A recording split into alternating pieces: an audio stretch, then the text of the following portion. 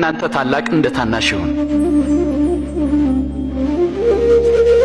አለቃም እንደ አገልጋይ ይሁን። በማዕድ ከተቀመጠውና ካስተናጋጁ ማንኛው ታላቅ ነው? የተቀመጠው አይደለምን?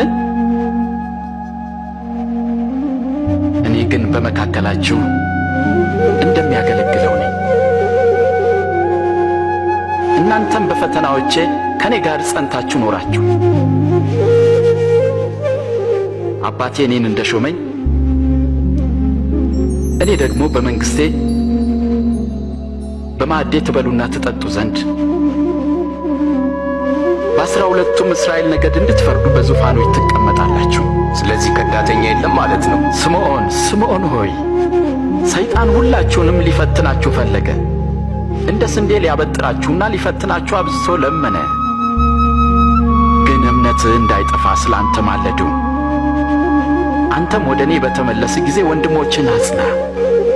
እኔ ካንተ ጋር ለመታሰርና ለመሞትም ዝግጁ ነኝ። አስተውል ጴጥሮስ፣ ዛሬ ዶሮ ከመጮሁ በፊት አላውቀውም ብለህ 3 ጊዜ ትክደኛለህ።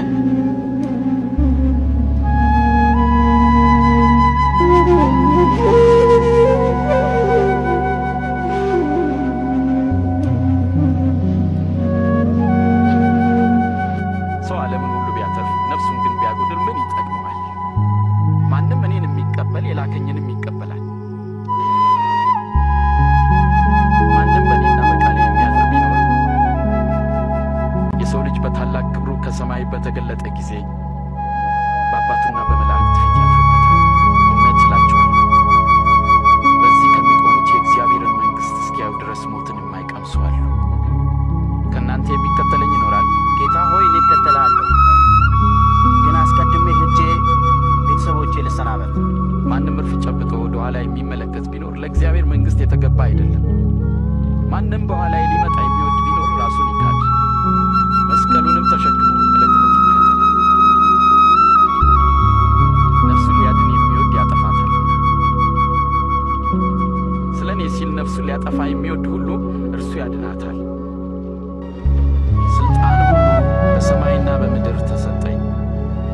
እንግዲህ ሂዱና አሕዛብን ሁሉ በአብ በወልድና በመንፈስ ቅዱስ ስም እያጠመቃችኋቸው ያዘዝኳችሁንም እንዲጠብቁ እያስተማራችኋቸው ደቀ መዛሙርቴ አድርጓቸው።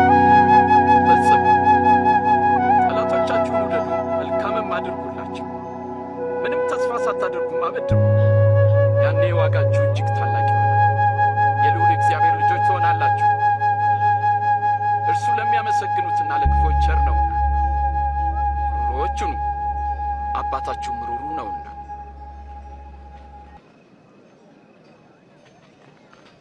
ኢየሱስ ሆይ አድነን። እንዳይፈረድባችሁ እናንተም አትፍረዱ፣ እንዳትኮነኑ እናንተም ማንንም አትኮንኑ። ይቅር በሉ እናንተም ይቅር ትባላላችሁ። ጌታ ሆይ መንገድህን አሳየን።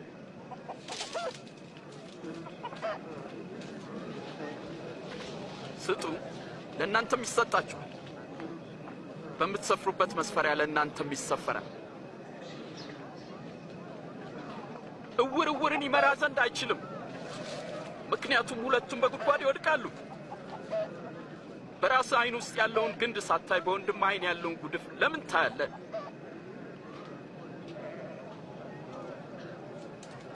ጌታ ሆይ ምራን። ጌታ ሆይ አንተን እንሻለን። የተሸከመች ማኅፀንና የጠባቸው ጡቶች እንዴት ብፁዓን ናቸው! ብፁዓንስ የእግዚአብሔርን ቃል የሚሰሙና የሚጠብቁም ናቸው። ከእናንተ የሚከተለኝ ይኖራል።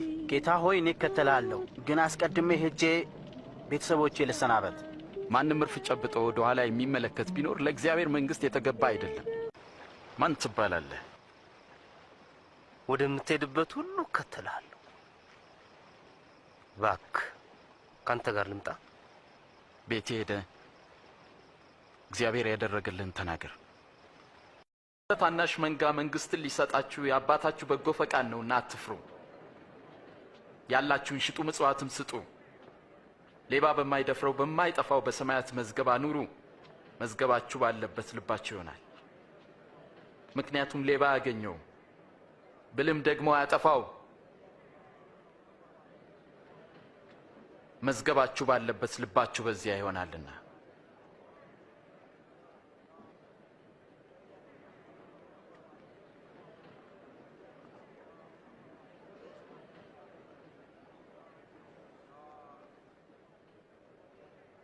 አንቺ ሴት ከያዘሽ ደዌ ተፈውሰሻል።